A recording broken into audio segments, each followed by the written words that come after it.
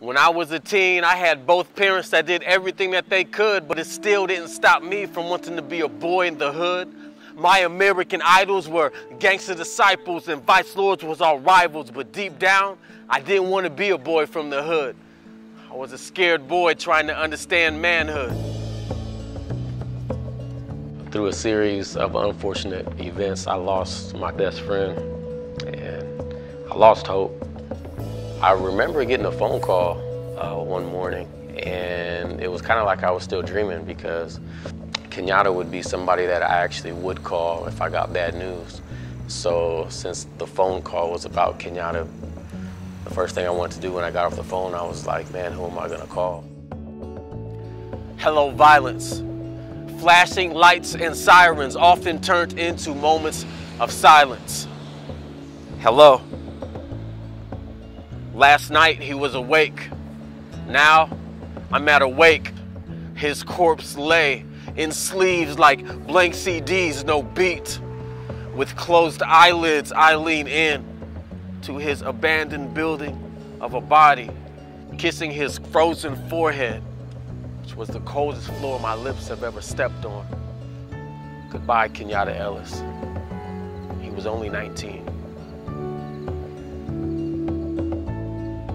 The reality of death and life is like pretty potent when you're going through carrying your best friend's casket. And I knew that I had to go get an education, graduate from college, and come back. I knew I had to engage the youth. Terrence tells me, Chris, I'm having a hard time sleeping. At night, it's hard to close my eyelids because I'm hit with vivid images depicting that night when shots rang. We're at a party on the dance floor, moving and grooving with every step, wondering what song the DJ would play next, but it was a gun that sung the song of death. The bullet whistled like missile and tore through his flesh. Chris, how can I go to school and concentrate on homework, school, and tests if I'm always watching my back, wondering if I'm next? Now, one of my favorite ways to engage youth is to activate their artistic ability. MAD Skills is a creative arts program, and the acronym MAD stands for Making a Difference.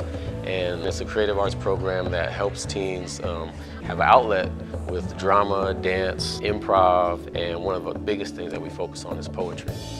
Poetry practice is super fun. We have two parts of it. Usually we start off with a writing exercise where they get to practice some of their writing skills.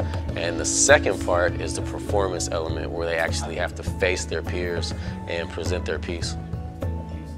We really try to push them towards something that's real, something that they're dealing with. And we say that the best way to bring a poem to life is to put their life into the poem.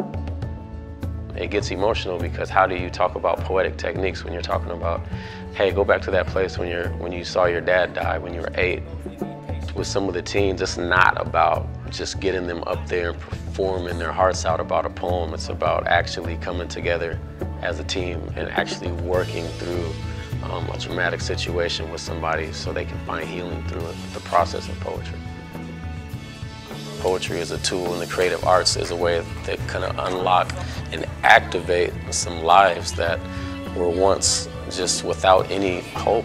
Youth are creating change here through their skills, through their lives, through their stories. Change is happening now, like hope is happening now through the gifts of these kids and them reaching out to their community, making a difference. Hope is happening.